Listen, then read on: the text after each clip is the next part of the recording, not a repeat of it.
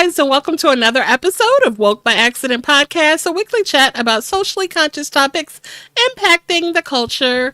Glad to be back for another week. Thank you guys for tuning in. And if you're catching the replay, thank you for that as well. We are excited to introduce our co host, Sambaza, host and creator of the Sambaza podcast, hailing from the Republic of Kenya in East Africa. Sambaza has made a remarkable impact in the podcasting world, earning 3 nominations for the Best African Diasporan Podcast by the APVA. He was a presenter at the 2024 Afros Audio Podcast Festival and recently returned from the 2025 Podfest. So, Sambaza brings a wealth of knowledge and unique perspectives to the show. Welcome, Sambaza. How are you? I am doing awesome, Jen. And how about you today? Pretty good. Thank you. So, yeah, we have another great show for you guys. We have another great guest. And we are going to be continuing a conversation that we had on a prior episode. But before we get to that, how are any thoughts about the show before we get rolling?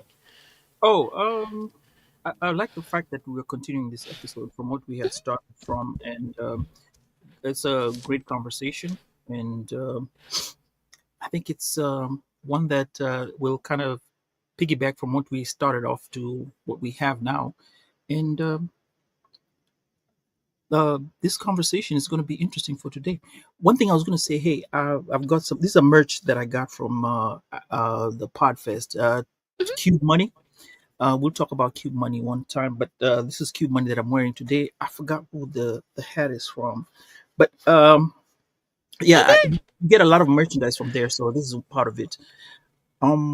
So yeah, and That's pretty cool. And you were so vague about the prior episode. So we actually were referring to episode 189, where we had our prior guest, Miss Trisha Dawkins, who shared about the deaf community and hard of hearing individuals and how we can be more supportive. She is our Miss Dawkins was a ASL interpreter, and so she shared about her experience and things that she experiences as an interpreter working with the community. And so we wanted to continue that conversation, and our guests will share more on that subject matter. So, before we introduce our guests, Sambaza will bring a word of affirmation. Some of our recent episodes, we definitely promote and encourage positive mental health behaviors and practices. So we want to bring you a word of affirmation. And so Sambaza will give us a word of affirmation. sure. This week's affirmation is from a guy called Asante Amin, and this is actually going with the what do you call it, Black History Month. That's what we're trying to celebrate. We're actually starting a bit early, and here's how it goes. My very existence is a manifestation of victory, healing, and abundant black joy. I am Asante Amin, and I've come as an ancestor's wildest dreams. I'm a soul scientist, calling forth new realities with every note I play, and I will continue to radically imagine a vibrant future for my people. I am clear why I am here, and I am worthy of infinite love. Asante Amin. All right, awesome. Thank you for sharing that. And so we will go ahead and get ready to introduce our guests. So our next guest is a passionate advocate for the deaf community, and an empowered parent of a hard of hearing child. She has over 15 years of experience working in the telecommunications industry. She resides in Dallas, Texas. So we are glad to have Miss Sharon Walker. Hello, how are you? Hello, welcome. Absolutely. And so Miss Walker will join the conversation and share, and as we discuss how we can better support those who are deaf and hard of hearing, as we did in episode 189. But before we Okay. get started, Sambaza will share a African proverb. All right. Today's African proverb is going to be from Zimbabwe. Now, before we get in, I just want to throw in a few great facts about Zimbabwe. This is regarding Victoria Falls. Zimbabwe is home to Victoria Falls, considered one of the seven natural wonders of the world. Um, it's a landlocked country, entirely landlocked, which means it has no coastline. And there's great Zimbabwe ruins. That's the country named. The country is named after the ancient stone ruins of Great Zimbabwe, a UNESCO heritage site which showcases a powerful civilization that existed centuries ago. So, yeah, it was powerful. Now, Miss Sharon, welcome to the show. Our Thank you. proverb says, "Knowledge is a garden. If it isn't cultivated, you can't harvest it." Yes, I agree. Um, uh, so, what do you think about the proverb? How maybe give us an example?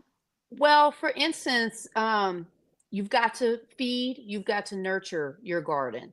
So you got to feed your brain. You got to constantly look for information, take in that information, be open to the information that you receive. And the more you cultivate your garden, the better your fruits and vegetables or your vegetables will be. You know what I'm There you saying? go. So you'll be Hmm. your mind will be fed, you'll be fulfilled not only mentally but spiritually and even physically.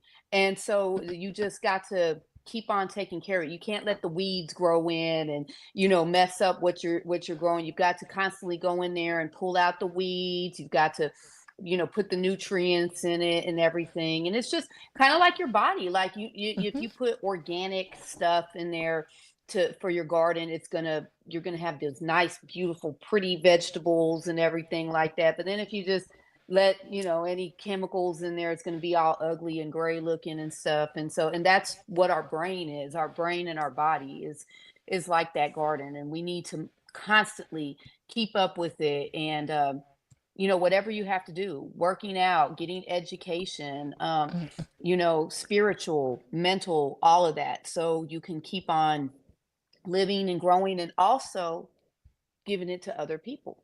Amen. I like that. Hmm. I like that. Yeah, it's awesome.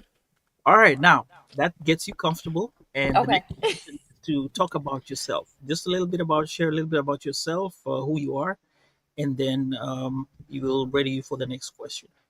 Okay. Well, my name is Sharon Walker. I have two children, a daughter who's 27 and a son who's 24. My daughter is a school teacher and she's working on her master's degree, and my son, he chose to take the work path, and so he's working and everything, which is fine.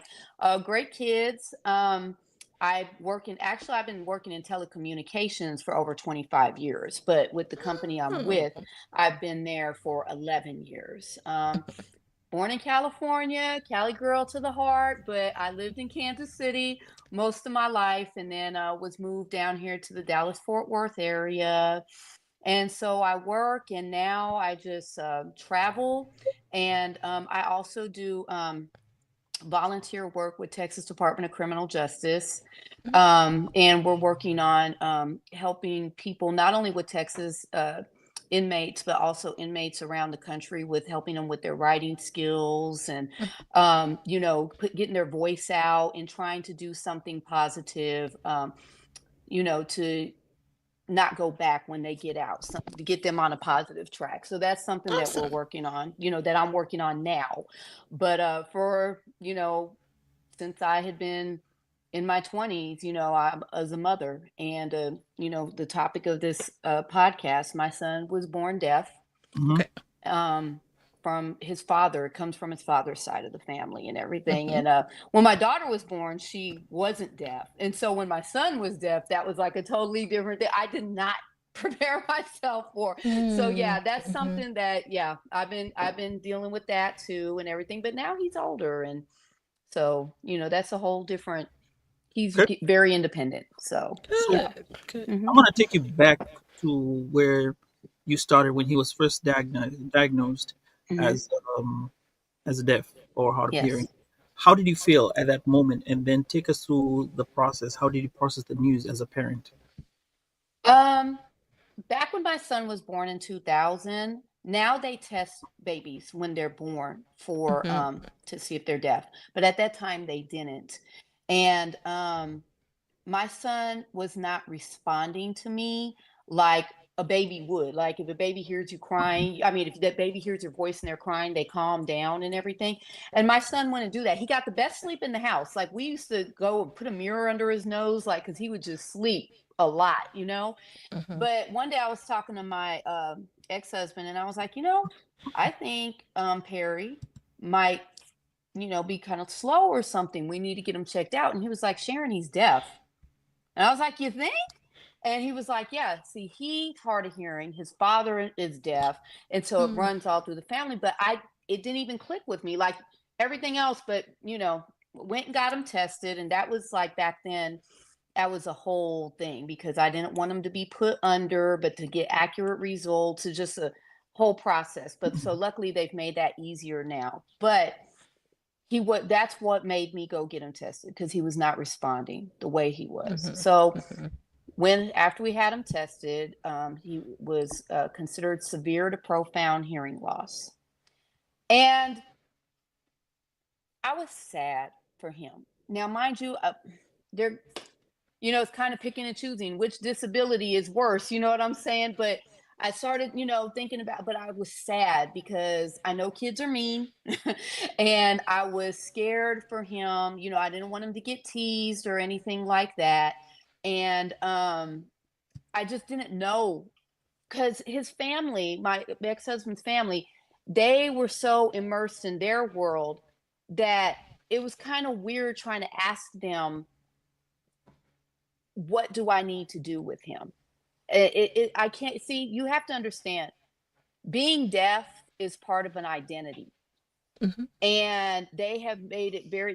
It was very much their world. It was like second nature to them. So for me coming in and like, hey, I don't know what to do, and then like this one lady, because I guess back in the day they used to just send their kids off to a school. And where I lived at in Kansas City, Missouri, they had Missouri School for the Deaf that was a few Mhm. hours away from where I lived at. And this one friend of the family was like, "Oh, you better get ready to send them off to MSD." And I'm like, "Huh? I'm not sending my baby off to away from me." And so I felt very protective of him. Till this day, I'm still kind of protective of him. I felt sad for him. Um, I just worried a lot. So that was probably what I mostly felt. And I felt isolated because his the support system that I did have was not really much of a support system. My ex-husband, he just really was like, he'll live, he'll go to school, he'll be all right. And I'm like, no, what are we gonna do? We gotta do this, we gotta do that. I don't know sign language, all that kind of stuff. And so it was hard at first, what to do, what to think, Mhm. Mhm. but you just roll with it. You Oh, just okay. roll with it. Yeah, you just get into a routine. Yeah. So, Oh, interesting, interesting. mhm. And he was did he have the opportunity of using sign language before, or what was Um, his? yeah, well, his when he was about 5 months old, they started sending a special instruction person to come in and start trying to teach him sign language. And he was learning from his father's side of the family. And so, he would learn stuff like more and milk and, that kind of stuff. So, yeah. But then it started getting to a point as he started getting a little bit older, one and a half. He did not like his special instruction teacher. And he got to the point where he just would not respond to her. And so that's when she came to me and she started saying that she thought that my son might be autistic because he wasn't giving her, looking her straight in the eye of certain things and all that. And Mhm. I'm like, no, he's not autistic. But at that time, my ex husband and I were going through a separation. And I had found out that my employer paid for cochlear implant surgery for my son. And again, that was another controversy I went through with his father because, again, deaf culture, they were very against the cochlear implant. Mhm. He's deaf, quit acting like he's not deaf. He's deaf. He needs to embrace being deaf. Don't try to force him to hear. That was the things I kept getting told. Hmm. And but a lot of people, I went and got educated about the cochlear implant, and what I found out was that yes, he's deaf, and the cochlear implant takes away, if they have any bit of natural hearing, Hmm. it takes away any bit of that natural hearing. So they're going to put it in their worst ear, okay? Because it's going to take away any of that they want as much natural hearing. So if he has one ear that's better, we're not going to put it in that ear, because so we want him to still be able to get some natural hearing. But I we're going to put it see. in his worst ear. But when he's not wearing, because it's there's a piece that goes that's surgically implanted inside, and then there's a piece they wear outside, and that's where the noise Okay. comes from. And when he doesn't have it on, he's still deaf. So, Okay. he still learn sign language and everything, but the difference, like a lot of people, when they get a cochlear implant, especially in the hearing world, they may send their children to a school where they don't teach them sign language. They force them to have to listen, because you have to learn to listen. Okay. You have to know that that's a truck going by, that's the wind, that's a cricket. You know what I'm saying? You have to learn Right. that. And so people in all hearing world, they try to, they don't want to, they don't know sign language, and so the child's not being immersed in sign language, and so they kind of try to force them to hear. Whereas in my son's world, his father's family were deaf, and they wanted him to be immersed in the deaf culture. So my son's primary language is sign language. And then, Sharon, you mentioned the controversy surrounding that surgery, Mhm. and we talked about that on the prior episode with our ASL interpreter. You Mhm. elected to get it. Was it successful in your opinion? Yeah. Okay. Now it did take. It isn't like they just turn it on and surprise. You know what I'm Mm-hmm. saying? Because Mm-hmm. imagine you're living in a world of silence, and then you start hearing all these noises and stuff. It's kind of like, hold up, what is this? My son was 2 years old. He didn't take to hearing well. It's like Okay. when he started going to school, he always took it off if he was on a school bus, because again, the wind turbulence, the trucks driving by. If he was in the lunchroom or the gym, the echoing of the noise, he did not like that. So he would always take it Okay. off. And when he would go, because his grandmother babysat him after school and stuff, she didn't force him to wear it either, because again, she's deaf. And so we would go through controversies where he would lose, like, there was a couple times my son lost the outside processor. That thing is Mm-hmm. like $6,000. Oh, Okay. wow. Thank God I had wonderful telephone company insurance that would replace this stuff, because not everybody has that. Mm-hmm. Mm-hmm. And so you have to keep up with the equipment. You have to go to the audiologist, get it updated. And especially, mind you, this was back in 2000, 2002 when he got implanted. It's There's so much advancements now. Mm-hmm. But so my son hated it at first. But now Mm-hmm. with the advancements that they have, like now they have where you could Bluetooth music into the cochlear implant. You can Mm-hmm. have your TV. And so now that my son has the where he can listen to his music and stuff like that, he wears it more. But when he was Okay. younger, he hated that thing. He did not want to wear it. And again, it was a constant battle between me and his father of making him wear it. His father wouldn't make him wear it. His father's family wouldn't, but then here I am and my family, we're making him wear it. So, Okay. yeah, that was a battle. Mm-hmm. Now, there's this issue that we talk about, the dinner table syndrome. Have you heard about that before? No. Um, Let me remember.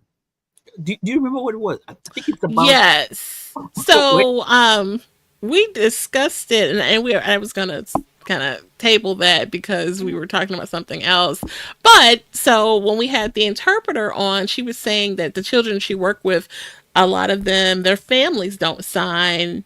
So it may not be, so much related to you all since you have people in the family that do sign and know how to Mhm. communicate. But I guess in these instances, it's where everyone else is speaking normally in front of the person who is hard of hearing or deaf, and they don't know what's going on. And Yep. so it's a dinner table syndrome, we were Yep. explained.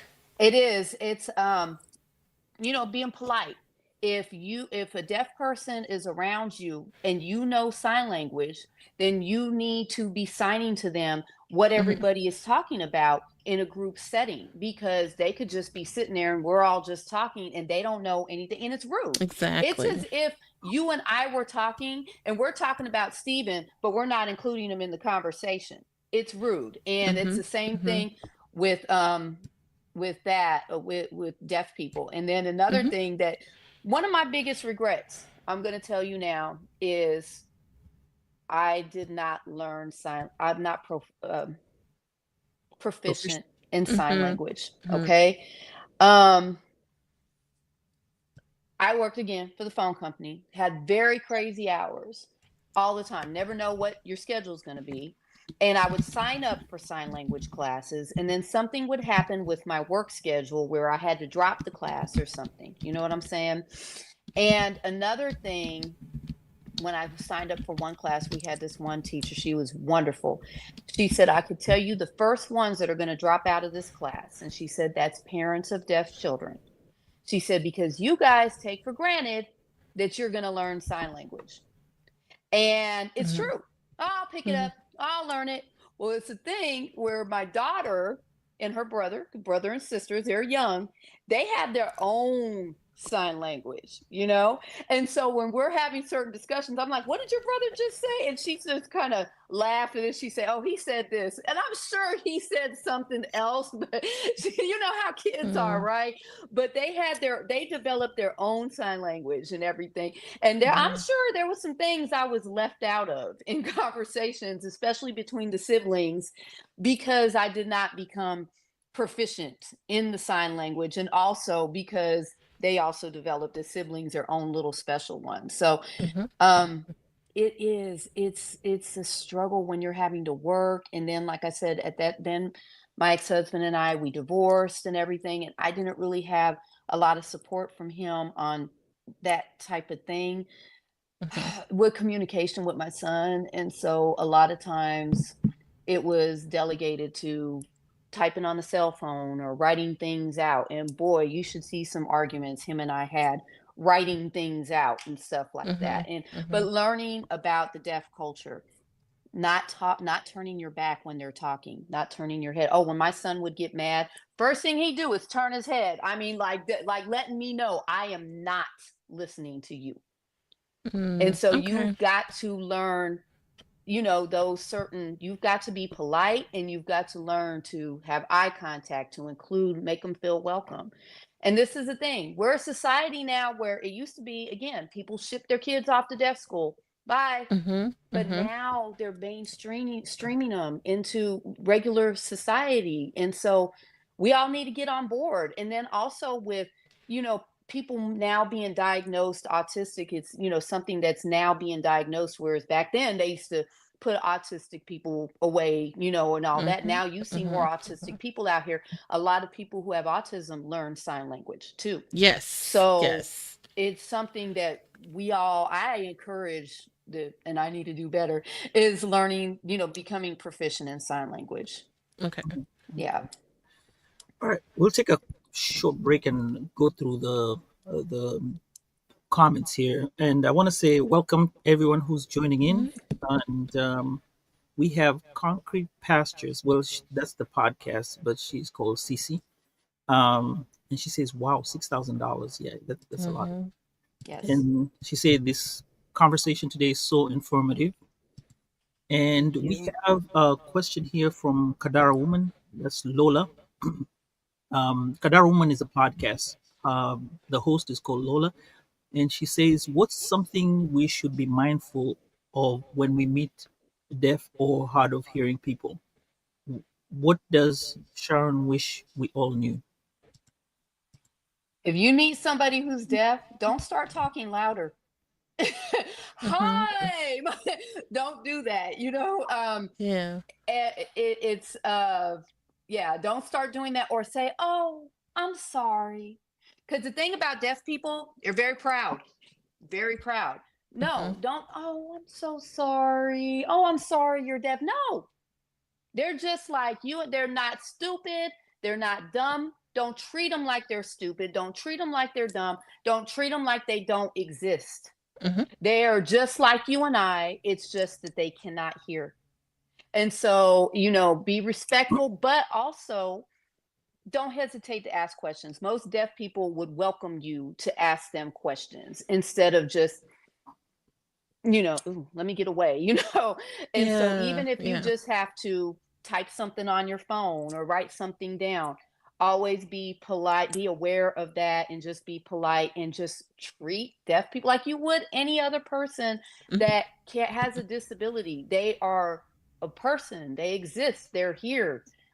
Don't act like they don't, and don't act like they're stupid, because they're not. That's why I hate when people say, and it's an old school term, deaf and dumb. Deaf Mm, and dumb. mhm, We don't say that mhm. anymore because Right. they're not dumb by any means. So, yeah, if you approach somebody who's deaf, be just as welcoming to them as you would be to anybody else. Don't make a spectacle about it. If you need to Mhm. ask them something, find a way. If you got to type it up or write it down, do that, and just respect them as you would anybody else, as you should anybody else out on the street. Okay. Hmm. Oh, and I think we have the comment or response again. Lola says, "I'm glad I get to interact with them at my local grocery store. That's HEB in Houston. They have Hmm. them work at the cashiers as baggers. Hmm. Um, do we get do we get to sign? Oh, we get to sign. Thank you. Thank you. Line how Yeah. to say thank you. How do we say? Thank you. How do we say thank you? Thank you. Oh, okay. Yeah, thank you. You're welcome. Yeah. Okay. Sorry. Yeah. Another thing about this, the kids who are hard of hearing. Mhm. What would you tell a parent who is experiencing this issue? Well, I don't want to call it. Can maybe you can call? Can you call it an issue, or we can? I'm looking for the It's right not an word. issue, This just that condition. Condition. yeah. Okay. Mhm. Um, How would advocate, you advise them and tell them? Give advocate, them positive. advocate, advocate. Ask questions. Like I said, my son's audiologist was an excellent resource. Okay. Um, and then when he Uh, started going to school, oh, go ahead. Audiologist. Audiologist. What is Um, it about? the audiologist who does the hearing, who does their hearing tests and everything. Mhm. Um, the school teachers, and then a lot of times the states have programs like, in Missouri, it used to be the Bureau for Special Health Care Needs. I don't know what they're called now, but the Mhm. audiologist gave me the information for the Bureau of Special Health Care Needs. And then I contacted them, and then they got me resources for him to go to, for school and for things that were available, because they had things like, fire alarms for your house. You Mhm. need light up fire alarms, doorbells. Back in the day, the TTY machines, they would get that Yes. for you. And then when they start going to school, they have something down here in Texas, they call it a ARD, but up in Kansas City, they were IEP, and it was where they develop an individualized education plan. They do it for children that have learning disabilities, whatever it is, but that do not be embarrassed to get that for your child. And I say that to anybody. If your child has any type of psychological issues, whatever, you don't want to label on your child. No, get that IEP set up for your child in school, because sets up protections for your Mhm. child. Mhm. Okay. They set up a plan. So if your child gets behind on something, how we're going to help get them caught up, certain devices they may need, even down to how they're going to get transported to school. Okay. And I had come into a couple issues. Well, first of all, like I was telling you, my son didn't like his special instruction teacher. Mhm. And one day, another teacher had come in, and she was hard of hearing. And she was like, he needs to be around other deaf children. Okay. And so she had got my son into a program where other deaf children, it's called Children's TLC. And that same teacher that thought my son was autistic, she had to go to Children's TLC one day, and she seen my son, and she was like, oh my gosh, He's like a totally different boy. He was Mm. so responsive and everything. And even my son, up until he graduated high school here, they sent him to a school where they had other deaf students. Because he was mainstreamed in all his classes, because a lot of times deaf children are get behind in reading and comprehension. But my Okay. son was not. And so he had the opportunity to go to the same school as his sister and just have an interpreter go with him, follow him. But he wanted to stay in the school where the other deaf students was because that's his culture, his community, the people he knew. And Mhm. so, but anyway, we went through an issue where they wanted to ship my son to some other school. And I was like, nope, nope, I want him to go to this school.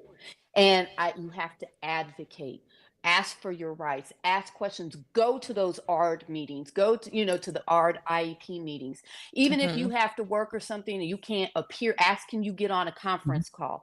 Ask questions, advocate, advocate, advocate. Talk to your child, ask them how they're doing in school.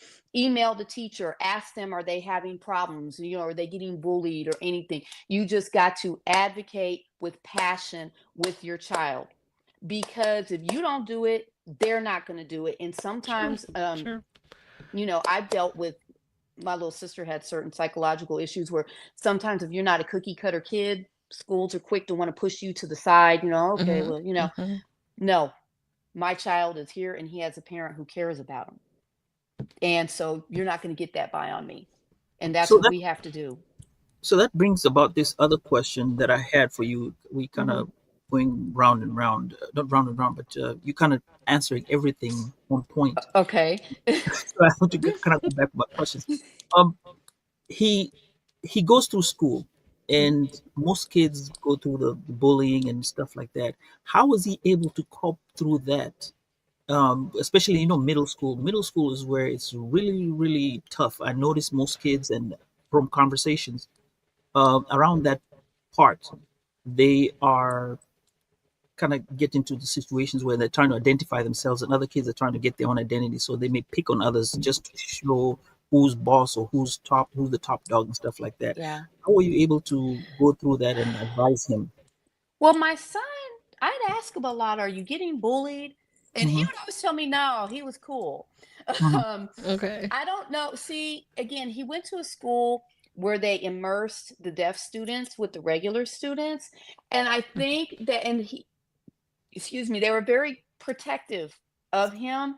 And I think even the other students were protective, like, because the culture was immersed, I didn't hear of a lot of bullying. As a matter of fact, when my son went to prom, he went to prom with two hearing girls on each arm. Okay, player, player. But he had like a lot of hearing friends Mhm. who, Mhm. and so and I had another friend who went to that same school several years before, and she was just talking about how pretty much all the students there, they knew the deaf students were there, and it was not a thing. You didn't hear about them being bullied or anything like that. So I mean, I'm sure I was more worried about my son, like as he got older, um being out here in this world, because my son's biracial, and Mhm. him being a brown boy out in this world and deaf. And to be honest, I was more scared about if my son was driving and ever got pulled over by a police officer than him being Okay. bullied. I mean, I'm gonna be honest about that. Okay. And so those were, but as far as like with school, I always would say, again, stay in contact with the teacher, talk to your child, talk to the interpreter, because that interpreter is with your child. They're walking down the hallways, they're in the classroom, they're Mhm. having, you know what I'm saying? They they're going to be a little more aware of certain things. And so if you need to, talk to the interpreter at, and say, hey, I think my child's being bullied. And if you have to get the administration in there and talk, but you've got to instill pride in your child, like we have to Mhm. do just if they're Mhm. hearing, but also be even more when they're deaf. You're not stupid. You're this. Do not allow people to do this to you. Do not. And you just have to keep doing that. And like I said, if my son was being bullied, he didn't tell me about it. Okay. And Um, there was no that's real good. signs of Good. it. So, yeah. I think I'll equate this. I'm going to equate it to my high school where you, people were from different communities, and we never realized what community they were in until maybe we left. So Hmm. if you're part of the school and we go with you every single day, we know we you are part of us. So we don't look at those things. Those things are like, okay, it's just he's there. He's one of us, and we Yeah. don't whatever is inadequacies or if there are any when you're not looking at that. Okay, Yeah. I get the point. That was awesome. We Yeah. got some something going on the chats. Um, let's see. Lola says the schools do that for non-deaf kids too. Parents should always advocate for their kids. So it That's Mm-hmm. goes. true. Mhm. That's true. Then she says again, I think that that was an amazing decision to immerse him in a school environment with hearing kids. Teaches the other hearing kids to be more emphatic too. Yes. Well, Mm-hmm. Yes. it was Because one of again, like I said, it used to be you see a deaf person, it's like, oh my gosh, that's a freak of nature. Oh my God, there's a deaf person. But now it is the more they're being immersed, and the young kids are starting to learn, you know what I'm saying? And like I said, you're always gonna have bullies. Like I had a coworker who told me her son was blind. And at his Mm-hmm. school, kids used to come up from behind him and push him down and do stuff like that. mm, Yeah.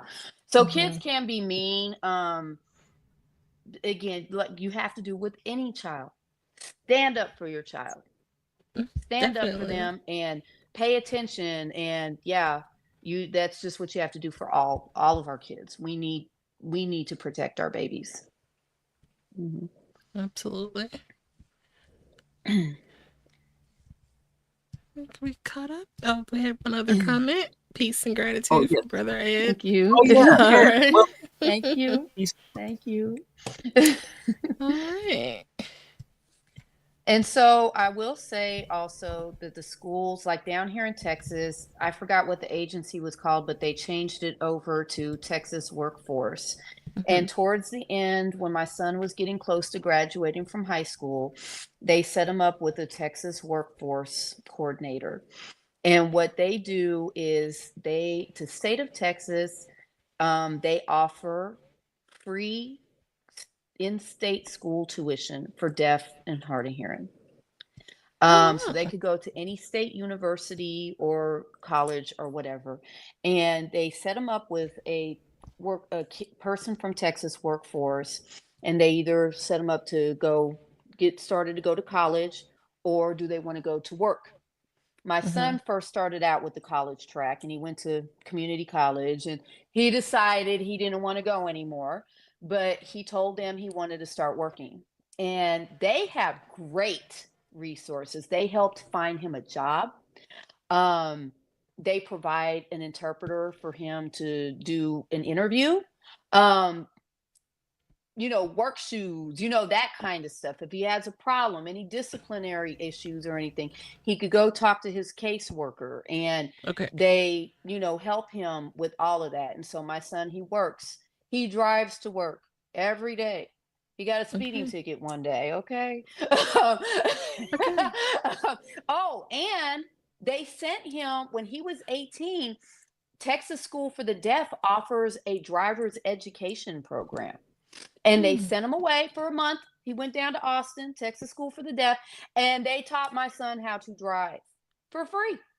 I was just Did gonna not say, have what to did you pay for have that. to pay? Yeah, And that's it was good. great because yeah, I could teach somebody how to drive, but when you're deaf, a deaf person teaching a deaf, they teach them about those things to look for, the cues to look for, to make sure you're staying on point with your vision and everything. Mm-hmm. And I hate to Mm-hmm. say it, but my son, he drives better than his sister does. I do not worry Really when I ride in the car with my son. Okay, my daughter, I'm like, good. but my son, very calm, very good, no problems. And so Okay. again, you got to remember, a deaf person is just like anybody else. Hey, and yes, he drives, he listens to his music, Bluetooth into his cochlear implant, Mm-hmm. all that stuff.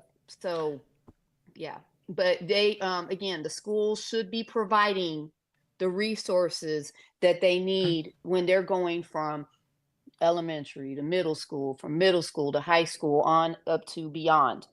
They should be Okay. providing those. And if they're not, then you need to call if there's any state agencies, look up anything for regarding disabilities that can help give resources. I feel like Texas has a lot more resources than what Missouri did Mm, at the time. I don't know if Missouri has Mm. gotten better.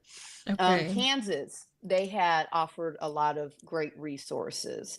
But Texas, I mean, Texas has its issues, but as far as when it comes to with deaf people, they've done really great with my son. I was happy with them.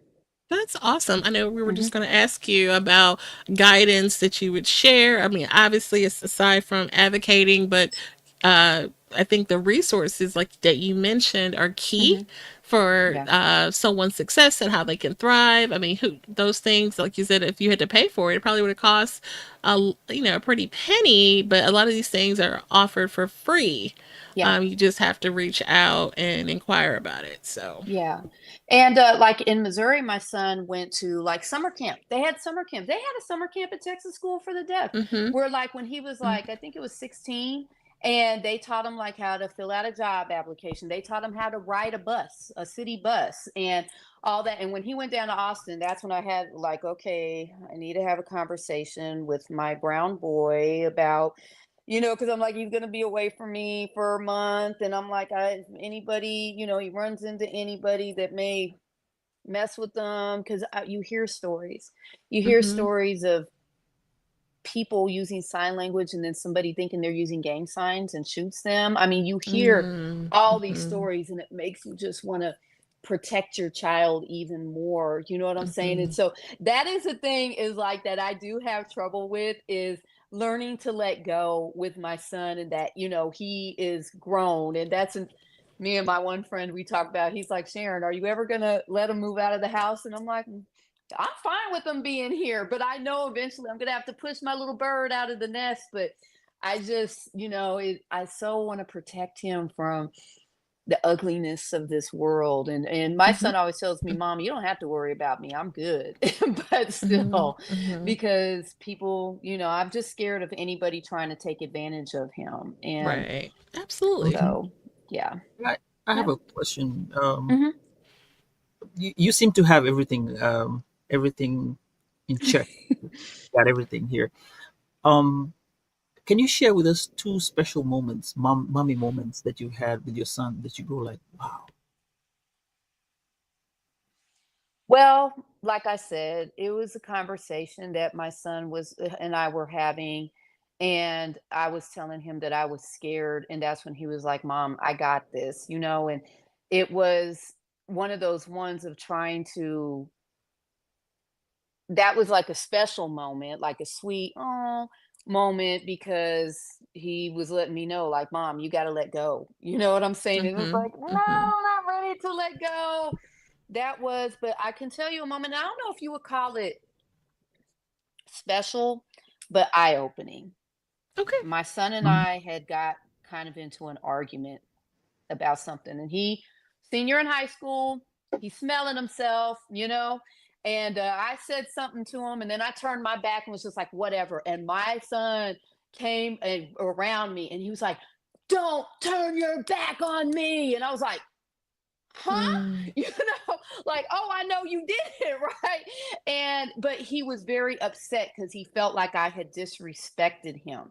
And I had to remember that he is growing into a man, and again, Mm-hmm. that cult that showing respect. And like I said, I just did like, man, whatever, turn my back. Hey, I told you to do this. And he was just like, you need to listen to me. I'm trying to tell you something here. And so, I mean, there were that was an eye-opening moment. Like, okay, Mm-hmm. I need to respect the boundaries. And sometimes what I do with one child, I can't do with the other child.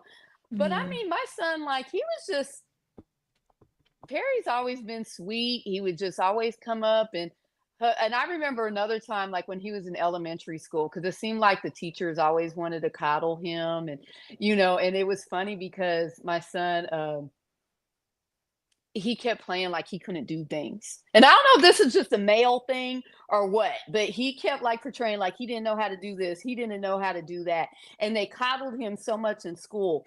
And then they went and did an IQ test on him and he scored pretty high. And they were like, oh, Perry's been getting over on us. Mm. And so it was like, but they treated my son like a big baby up in there. Like he just, I had to constantly get on to the teachers like, hey, quit babying him, make him, Mm. do this Mm. and all that. But he was so sweet. He would always come up and hug people and had Mhm. this Mhm. wonderful smile, my little PJ. And so, I mean, it is hard to not. He's so darn cute. You just want to.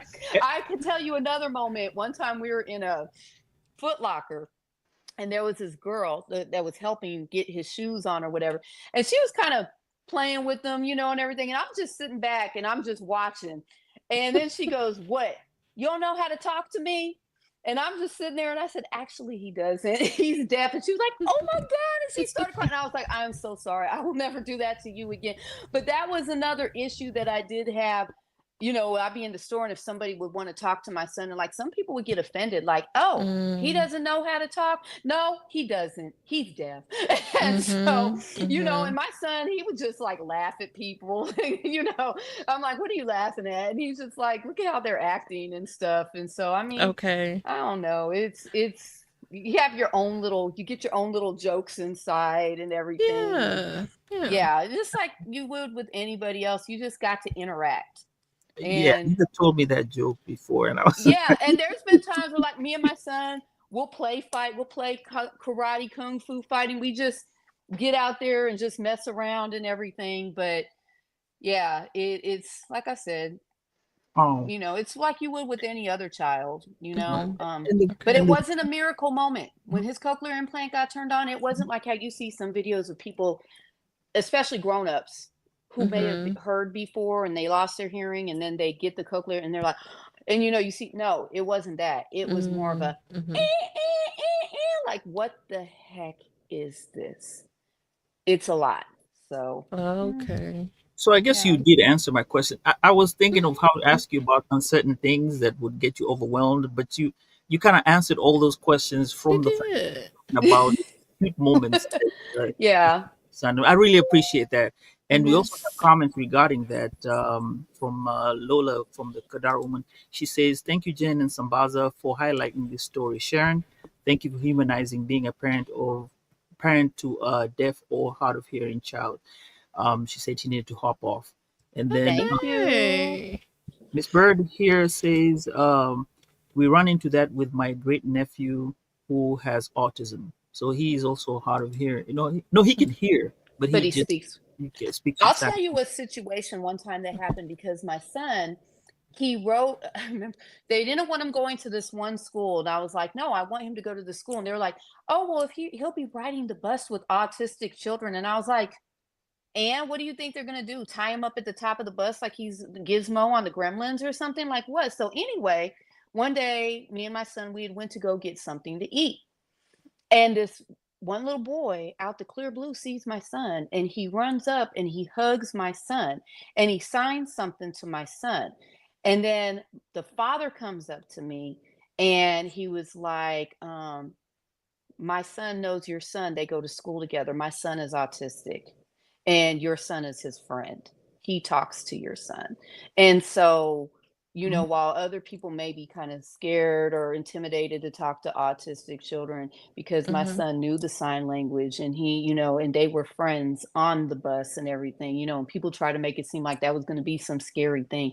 But that autistic child knew my son and came up and hugged him in the restaurant. And so, yeah, that was a cute moment. All right. Okay. Yeah. Hmm. Thank you for sharing that. Hmm. All right. Anything else you want people to know? I mean, our purpose today was to amplify the needs and the support of the hard of hearing and deaf community with you sharing your experience. But anything you want us to know additionally? I think I've said it all. Advocate for your Yeah. child. Don't Hmm. be scared to talk to them. Treat them like you should anybody else. And remember that there are people too. Use your manners. If you don't know the Hmm. manners, look it up. Google is a great tool. And if you are ever presented the opportunity to learn sign language, let me tell you, take it from me, learn it.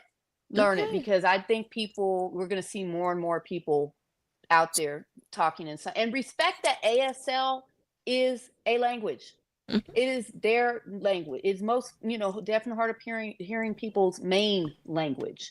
And be respectful of that. Be respectful of, if deaf people, because the ones I've met, a lot of, especially deaf women I meet, are very passionate. And if you feel like they're being ignored and everything, instead of saying, oh, they're just emotional, no, try to understand that they may feel like somebody's not listening to them, not respecting them. And so you pay attention to that, be respectful of them, but don't be scared either. No, you've got to learn how to, you know, traverse the Balance. waters, I guess, as you would with anybody. You have Hmm. to learn not to be overboard with things, to find that happy medium and Okay. learn to be comfortable. And the best way to learn to be comfortable, go to those classes if you can. Be just, if you can, any programs or anything, you can involve yourself in, volunteer, or just read up, Google, learn the internet. People are meeting people from across the world. You know what I'm saying? Get yourself into Right. some conversation, into some groups with deaf and hard of hearing people. I mean, we meet people from all walks of life. And so immerse yourself in that. Oh, okay. Hmm. Mhm. We got a question here from Jackie. She says, "Do you know if sign language is universal?" Nope.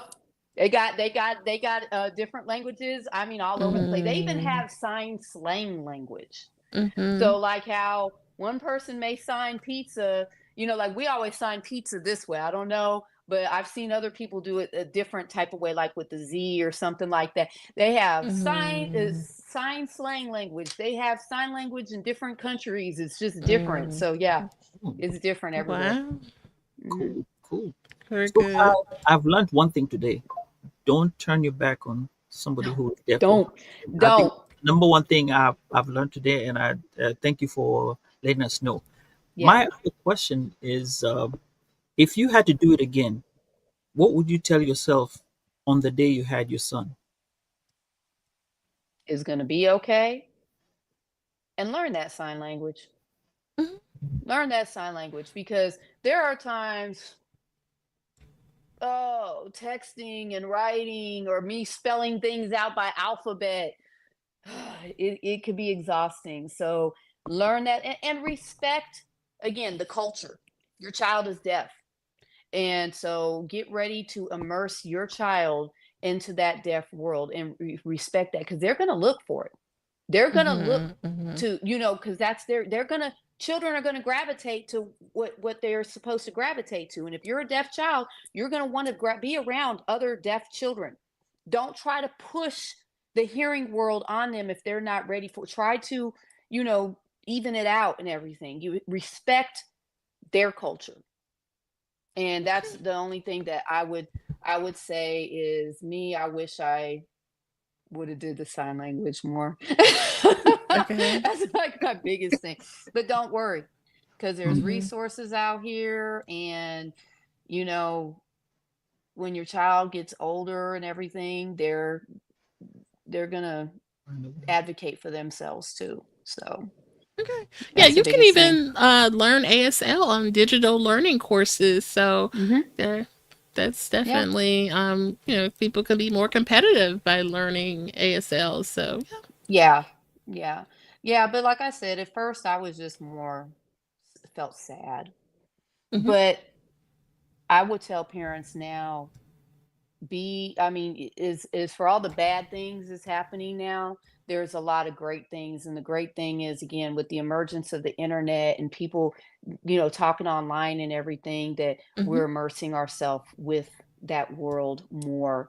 And people are being better about, yes, you always run into mean people, but not so much, because now, and it's not a secret, it's nothing to be embarrassed about. It's Hmm. It is. It's one time I read a thing somebody wrote, and they were talking about children with disabilities, autism, whatever, and they did a like analogy of like they had planned this trip to go to Paris. They're going to go see the Eiffel Tower, and they had this, but then their plane landed them in the Netherlands. And they're like, hold up, I want to go see the Eiffel Tower. I want to go to Paris. I want to do all this. But they didn't think about the tulips and the food and the culture and everything. And so once they learned about the Netherlands, they saw the Netherlands is just as beautiful, but a different kind of beautiful. And Mm-hmm. that's if you have a child that's born with a disability, don't look at it as, my child is not perfect. My child, oh my God, Mm-hmm. such a disappointment. Find the beauty in that disability. Find the beauty in that child. That's all you need to do. Just look at it as you were rerouted. God Mm-hmm. sent you on a different path. And that you know, don't let it get you down. Just it's a different path and just as beautiful. Okay. Mic drop. Mhm. Even Tiffany says, great analogy. Yes. Okay. Hi, Tiffany. Man, thank you so much. Yeah. It was a great conversation today. I think I've learned a lot more uh-huh. than what I had started off with. And I did Okay. express my fear in my previous show about when I thought my Really? son was, yes, I thought my son was going to be hard of hearing, and that Oh 24 no. hours was really tough. Well, he passed the test, but that's how he Mhm. is all the time, even up to date. Yeah. Those those issues with him, lazy. If not, Well, just as a we make fun parent, of we him, but get it's not he's lazy, but it's just fun. He takes his time to do things. He has his yeah, way. he has Yeah, his own way. Yeah. yeah. Mm-hmm. But that 24 hours before the first and the next test, my wife even told me, look, out of, and even you said it, I didn't have to tell you, you said it, out of all these things that somebody could get, yeah, that's just, and like, you got rerouted, God gave you that. And Yeah. I'd learned, now I was learning to accept it. And then he Mm-hmm. was told, okay, he got to hear, or, and Yeah. I thought probably he was playing around. But Mhm. thank you so much for your Oh, you're information and welcome. the Yes, You're resources and welcome. definitely. everything. You're I'm welcome. glad you could be able to jump in and hang out with us for this time. And we really appreciate all those who joined us today for Yes. talks and everything, and the comments. I mean, they were blowing up because, hey, you are a great guest. And Thank you. normally we have people who are out there in their social, the social media and stuff like that, but you are a private person, and we're gonna leave it at that. Well, Thank you since so much. working from home, I'm telling, and Uh-huh. it was good to. I will be honest, I was kind of like, oh my gosh, because I haven't talked about, because again, my son's older now, and he's Mm-hmm. kind of going off. I haven't talked about the journey that I've been through in a long time, and again, when working from home, I'm at home a lot and don't get to talk Mhm. a whole lot to people anymore, and so at first I was kind of like, oh my gosh, kind of nervous, but I'm glad that I was able to talk. And I hope that Uh, I could help somebody else, give them some insight and everything, and express, the passion, because it's a strong thing. And, when I see people treating somebody bad, especially again what we're going through right now, and like with politics and everything, if you're different, you might get treated badly, and I hate mm-hmm. that, and it makes me want to cry, and like I said, it's a push and pull. As we see some things going some ways, we see things going other ways, but as far as with deaf and hard of hearing people, I see more people are more understanding and more open about and learning about it and stuff. And so, that is a good thing. Don't be scared. You see a deaf person, don't be scared. Don't be intimidated. They're just like you, and they love for you to ask them questions. Even if you ask them questions that are like, I know one day somebody asked me, does your son read in Braille? And Like, I'm like, no, he doesn't read in Braille. And so, but you have to, instead of laughing, we're going mm, to educate. And right. that's, Mhm. what I'm saying? Right. And so, don't be scared to ask questions For because sure. you're not going to know unless you ask. So, That is so Right. mhm. true. Right. Definitely. Thank you. And Oh, you're I also welcome. thank you for the work that you're doing, your nonprofit work. Hmm. Helping out is great. And I think with that, we can call it an evening. Okay. And Jen, take us home. Okay. All right. And we'll ask Miss Sharon to stick around for our proper goodbye. And we appreciate you again for joining Thank us. We you. hope that today's conversation has inspired or enlightened someone out there. We appreciate the ones that jumped in on the chat. We had a lot of engagement tonight. So that was Thank you. great to see. So if you found the episode meaningful, please consider sharing it with your friends, family. If you made it this far in the episode, be sure to like, subscribe, come back and see us. Our collective awareness and advocacy play a crucial role in creating positive change. We invite you to stay tuned for more engaging content. We have some great episodes planned coming up, so come back. And we look forward to continuing these awesome conversations in the future. So, for Woke by Accident, some buzzer collaboration, we thank everyone and uh, Bye. take care. Take care. Bye.